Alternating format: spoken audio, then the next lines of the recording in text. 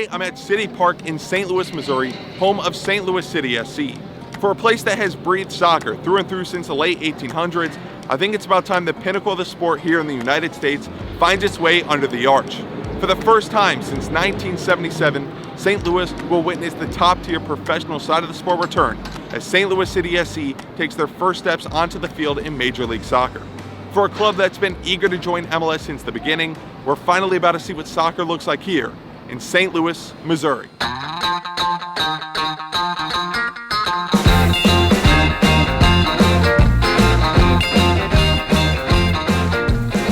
Everything in St. Louis's soccer history is cultivated into this right here. From the first foreign teams coming into the city in 1882 to play in front of 2,000 people, to the many iterations of soccer clubs throughout the city's history, including Ben Miller's, a club founded in 1913, and the St. Louis Stars of 1967, soccer has found a home within the borders of St. Louis. Along with that, this city has had its time in the national spotlight ever since the United States defeated England at the 1950 World Cup, featuring 5 players in the starting lineup that came from these local neighborhoods. In more modern times, this city has dominated the college landscape, with St. Louis University winning the Division I national title on 10 separate occasions. The city also hosts the Mac Herman Award ceremony each year to crown the best college soccer player in the country. Whether it was at the club level, the global stage, male or female, it doesn't matter. St. Louis has found a way to develop top talent that has impacted the sport in the United States.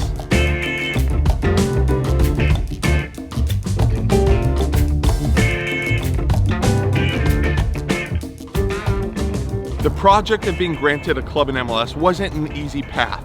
Failed attempts in 04, 07, 08, and 2011 eluded America's first soccer capital from a spot in the top division, but they weren't done trying. In 2018, an ownership group backed by Carolyn Kindle and others successfully launched a bid that would eventually grant them that expansion franchise for the 2022 season, which was pushed back to 23.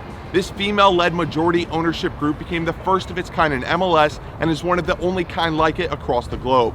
With substantial financial backing, St. Louis is now the home of a brand new stadium, a full training center, an academy, and now hundreds of thousands of fans.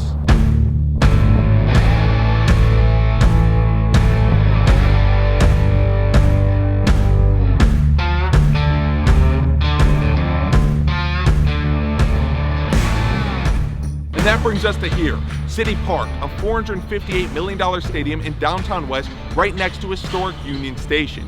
The blueprint behind the construction was simple: create a top-of-the-line atmosphere while developing within one of St. Louis's most historic neighborhoods. To do so, the stadium features an open-air concept where air comes in but sound doesn't leave. The canopy design is meant to trap in the voice of the fans as it rains down on the field that sits 40 feet below grade. To further this motion, the furthest seat in the stadium is only 120 feet away from the field, which makes this the closest experience all round in MLS. This 22,500 seat venue will now be the home for a new age of St. Louis supporters.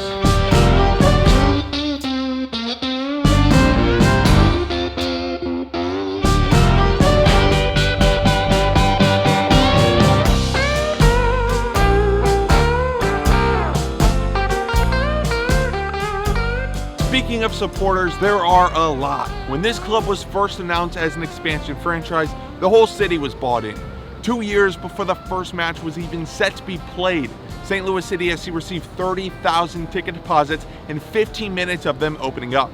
Tickets to watch this historic city make their mark on the professional game in this country are a hot commodity. But the best place in the house to see this club has to be the 30,000 capacity, safe standing supporter section at the north end of the stadium. This section features supporter groups such as the St. Louligans, a diehard group that has rooted for everything St. Louis since 2010, Florida Noise, a group founded in 2022 focused on bringing the heartbeat of the team with their drums, and so many more.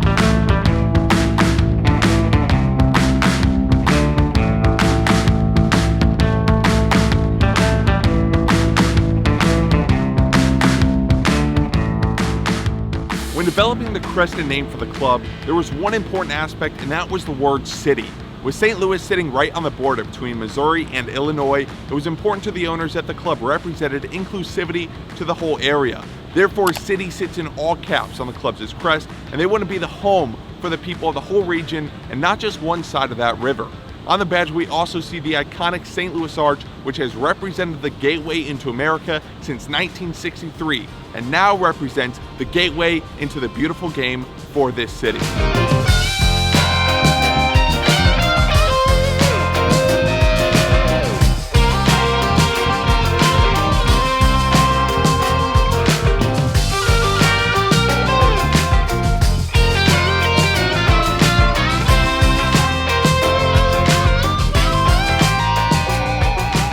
St. Louis City SC has invested so much money into making this an organization that people want to be a part of. They also have done everything they can in order to be one with the community that they represent. Sporting director Lutz Pfannenstiel has described the three-pillar plan he wants to put in place. The first of those pillars is the community. Pfannenstiel wants to provide the city of St. Louis with opportunities to grow the game. To do so, City SC has developed ways to provide children with free soccer as they attempt to build away from the Americanized pay-to-play philosophy. The second of those pillars is the academy, with top talents coming out of St. Louis such as 05 MLS MVP Taylor Twellman and Tim Ream and Josh Sargent representing the USMNT in the 2022 World Cup. There's no doubt that soccer is in the blood of St. Louisians. The goal is, in the words of owner Carolyn Kindle, is to develop players and have St. Louisians on the United States men's national team that have come through their system. The final pillar for Lutz is the pro team, which is straightforward. They may not win right away, but this St. Louis team is here to stay.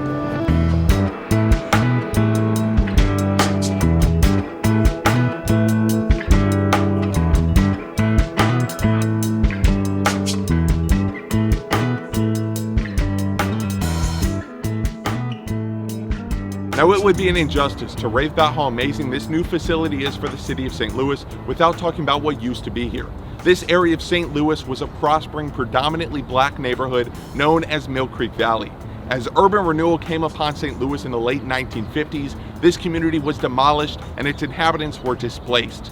To honor those people who came before St. Louis City SC, they worked with local artist Damon Davis to develop a monument for Mill Creek Valley. This monument features abstract hourglasses that represent the time and history that took place here. Each hourglass also incorporates quotes from the very people who used to call this place home.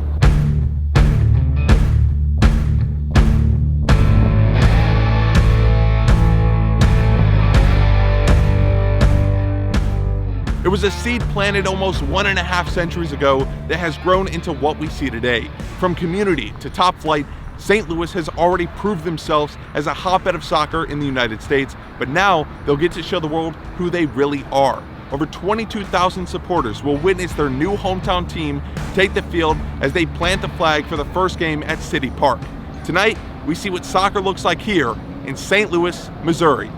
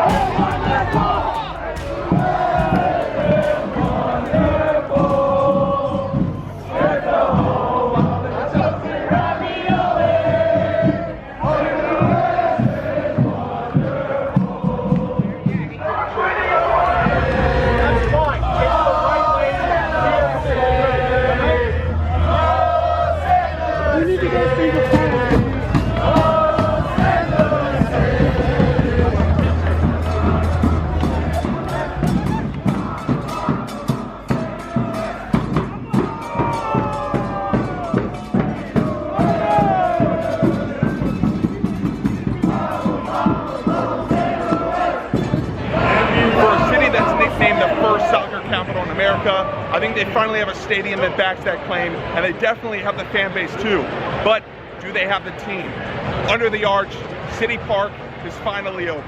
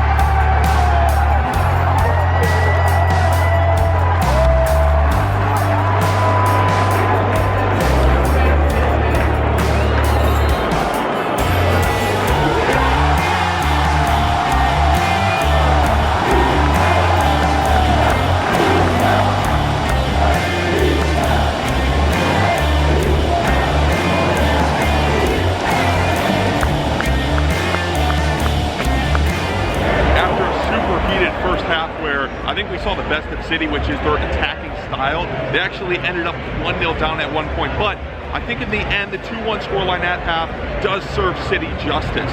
I mean, I think this is a game against Charlotte that they could easily get a result from, so we'll have to wait and see, but I'm feeling positive. I think there's a good atmosphere going on here, and I think it's going to will City into a win here, but there's still another whole 45 minutes to play.